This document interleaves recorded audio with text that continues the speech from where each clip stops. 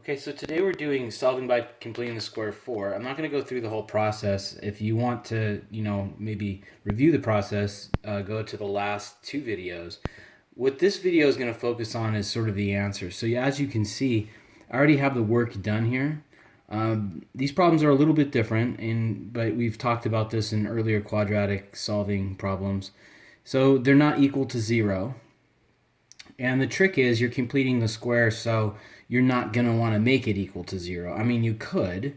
You could move the 9 back over here and then move this over here. But completing the square, you have to leave a spot open. So you can see if we focus in on this one here, I'm doing the additive inverse first to move the 15 over. That leaves an empty spot. I fill it with 81. I write it as a perfect square. I square both sides. I get this little equation, and this is sort of where we left off last time. Over on this one over here, you could see I have the 87. I'm going to go ahead and move it to the other side. Then right here I have an empty space. I'm going to fill it by completing the square. And notice that, and I highlighted it in orange. One of the things that you'll see a lot when people do this is, even this far after the, it's like the third lesson of this, people complete the square, but they forget to add it to the other side. So just be careful of that mistake. But then you can see that I write it as a perfect square, square both sides, get my little equation here. And this is sort of where we left off. Now, one more thing, and that's what this focuses on, is after you get it to here, you can't just say, okay, that's it, I'm done. And here's why. If you look at both of these answers here, I can break these radicals down a little bit. Okay, and so this is sort of where we get into problems that I usually will see surface a lot when people are doing the quadratic formula. They're not simplifying the radicals, they're just sort of leaving them. So I want to kind of like look at this down here, and you can see I've got my number line. And the thing is when you're simplifying these, I don't need the whole number line. I actually could get away with just what's here.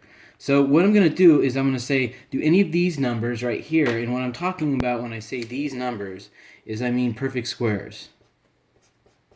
Okay, so that's 1, 4, 9, 16, and 25. Yeah, there's 36 and 49 and so on and so forth, but the truth of the matter is, if you just check with these, you're probably going to be okay about 90% of the time. So do any of these go into 75? And hopefully you're saying, yeah, you know what, the square root of 25 does. So what I'm going to do is I'm going to write this down where it's plus or minus, and then I'm going to use the square root of 25 times 3. That's 75. And then what I'm going to do is change that to a 5 and that a root 3. And then that's the answer. So this video is only focusing on that last part, is making sure that you can or cannot simplify the radical. So let's look at this guy. Now the 75 was real easy to do. I mean, most people go, that's easy, it's 25. 156, you know what? I don't know. So what I'm going to do is I'm going to use a calculator. Before you give up on any radical, you want to say, you know what, I want to double check that none of these go into it. And so I have 156, and I'm going to divide that by 4, and I get 39. So this is x is equal to 8 plus or minus root 4 times 39. And don't forget this is root 4. It's not a 4 already. Then it becomes a 2. Okay? So then I would be done. So I just have a couple more examples here. So let's say that I did all the rest of this work like what's already shown on here, and then I get these answers. So I say, well, is this done or not?